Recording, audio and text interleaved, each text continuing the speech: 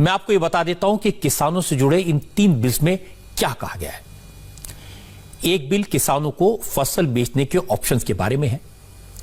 अभी जो सिस्टम है उसके हिसाब से किसान अपनी फसल को दूसरे राज्यों में जाकर नहीं बेच सकते और उसे मंडी में ही अपनी फसल बेचनी होती है और बिचौलिए इसका भरपूर फायदा उठाते हैं। यह अब तक होता रहा है। अब सरकार जो नया बिल लाई है उसमें किसान देश में कहीं भी और किसी को भी अपनी फसल बेच सकेंगे। विरोधी दलों का इल्जाम है कि इस तरह से एपीएमसी यानी मंडियां खत्म हो जाएंगी। मंडियां खत्म हुई तो किसानों को मिनिमम सपोर्ट प्राइस एमएसपी नहीं मिलेगा।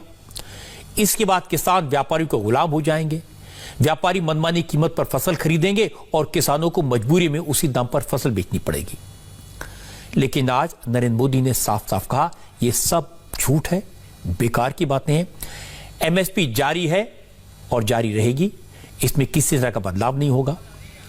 किसान के पास 2 ऑप्शन होंगे, वो चाहे तो मंडी में अपनी फसल बेचे। अगर कोई व्यापारी उसे पैसा देता है तो व्यापारी को फसल बेच दे, इसमें किसान को तो फायदा होगा। अब ये दुष्प्रचार किया जा रहा है कि सरकार के द्वारा किसानों को एमएसपी का लाभ नहीं दिया जाएगा। ये भी मनगढ़ंत बातें कही जा रही हैं कि किसानों से धान, गेहूं इत्यादि की खरीद सरकार द्वारा नहीं की जाएगी। ये सरासर झूठ है, गलत है, किसानों के साथ धोखा है।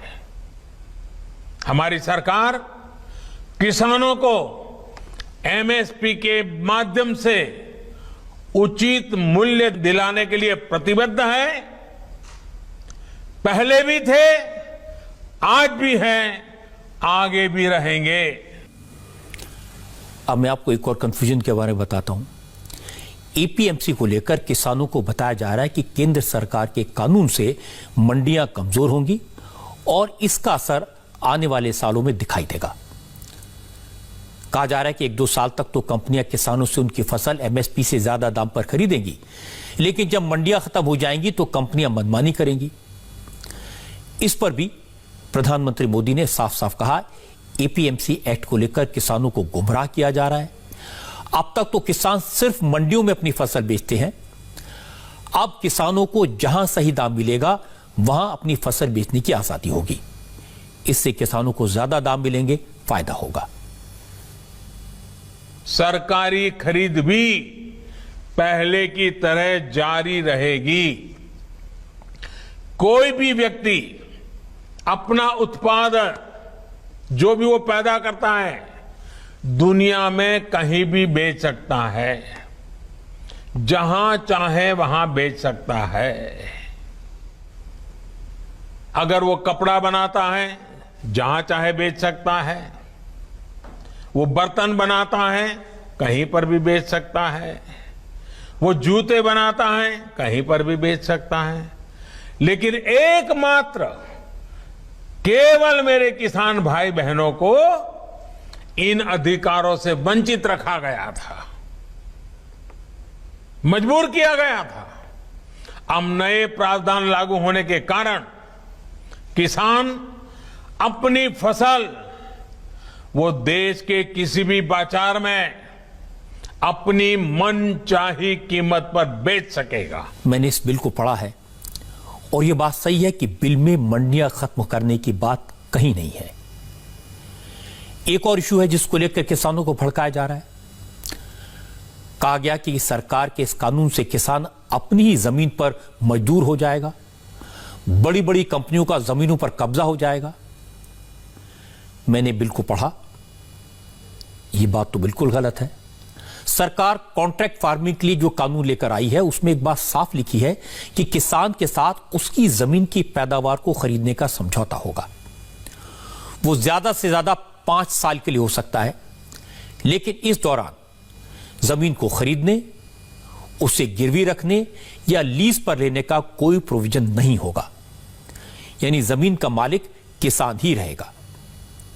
दूसरी बात यह कि फसल बोने से पहले उसकी पैदावार को खरीदने का समझौता होगा, उसकी कीमत तय होगी और व्यापारियों को किसान के खेत से फसल उठानी होगी और तुरंत 2/3 भुगतान करना होगा, बाकी 1/3 भुगतान अगले 3 दिन में करना होगा।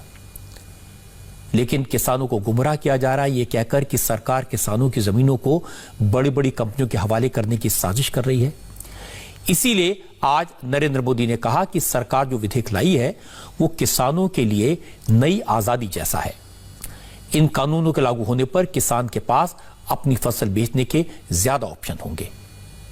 इन सुधारों से किसानों को अपनी उपज बेचने में और ज्यादा विकल्प मिलेंगे और ज्यादा अवसर मिलेंगे।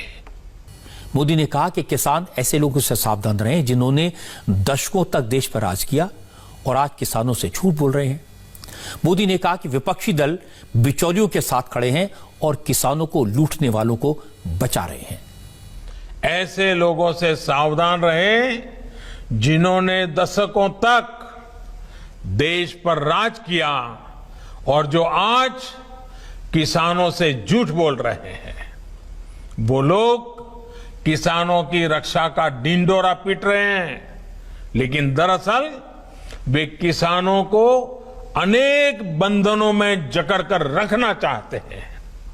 वो लोग बिचौलियों का साथ दे रहे हैं। वो लोग किसानों की कमाई को बीच में लूटने वालों का साथ दे रहे हैं। किसानों को अपनी उपज देश में कहीं पर भी किसी को भी बेचने की आजादी देना बहुत ऐतिहासिक कदम है। विरोधी दलों का इल्जाम है कि सरकार पर जमाखोरी और कालाबाजारी को बढ़ावा देने का काम कर रही है। सरकार ने गेहूं, चावल, दाल, तिलहन, तेल, आलू, प्याज जैसी असेंशियल कमोडिटीज को जो लिस्ट है उससे हटा दिया है। यानी व्यापारी इन्हें सीधे किसानों से खरीदकर जितना चाहे स्टॉक कर सकते हैं। अब किसानों को क्या बताया जा रहा है? बताया जा रहा है कि व्यापारी उनकी फसल को सस्ते में खरीदेंगे, उसे स्टॉक करेंगे, कोल्ड स्टोरेज में रखेंगे और कुछ दिन बाद व्यापारी मनमाने दाम पर ये जरूरी चीजें बेचेंगे। तो व्यापारियों का फायदा होगा, किसान का नुकसान होगा। लेकिन सरकार का तर्क है कि जब बंपर फसल होती है तो किसानों को उपज की सही कीमत नहीं मिलती, उन्हें औने पौने दाम पर अपनी फसल बेचनी पड़ती है क्योंकि इस किसान के पास स्टोरेज का इंफ्रास्ट्रक्चर नहीं है। कई बार अनाज और खासतौर से फल और सब्जियां ये सड़ जाती हैं। तो अच्छी फसल होगी तो किसान को कम दाम मिलेगा।